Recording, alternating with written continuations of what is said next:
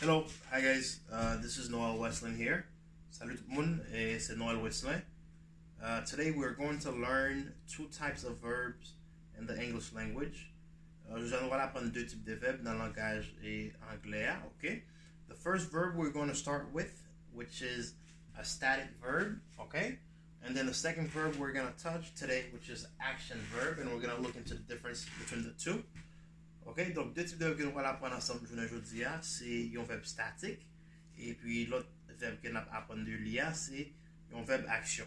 So, basically, what is a static verb? All right, a static verb is any verbs that elicits or that incite emotions and feelings. Okay, and an action verb is any verb that elicits or that requires movement.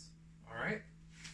So, an example of a static verb is hungry or hunger and tiredness or being tired, okay? I have a few examples of sentences here.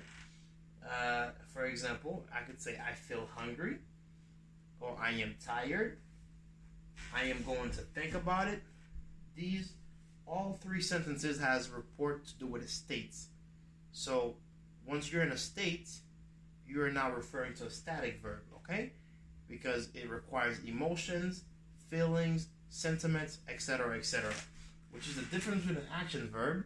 It requires movement.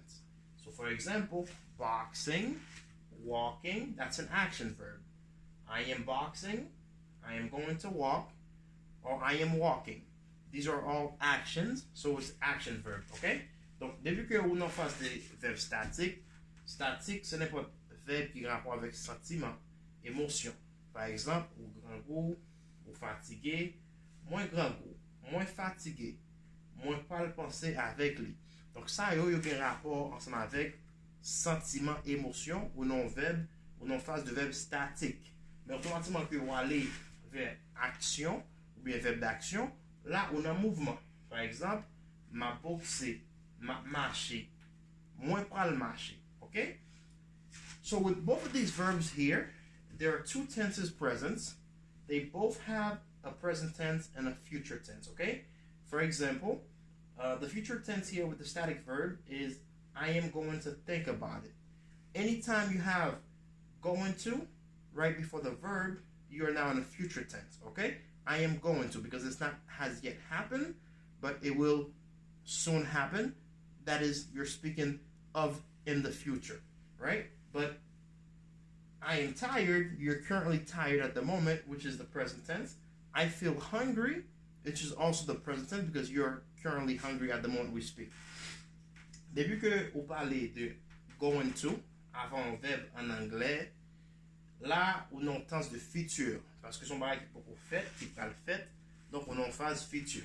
Dans tous les deux verbes, ça y a un tense présent et il y a un tense futur. Going to, l'égal avec un verbe et un temps futur. Et ici, là, par exemple, et temps futur qui gagne, c'est going to walk. Going to walk. Dès que vous parlez de going to, là, on toujours dans le temps futur. Et mais après, I am boxing. I am boxing. Ça, c'est un temps présent.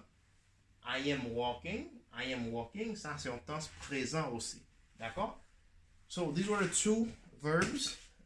Types of verbs that we were learning today in English. There's a lot more types of verbs, but today we're learning about static verbs and action verbs and the differences. So always remember, a static verb is a verb that puts you in emotion or in a state of emotions or feelings.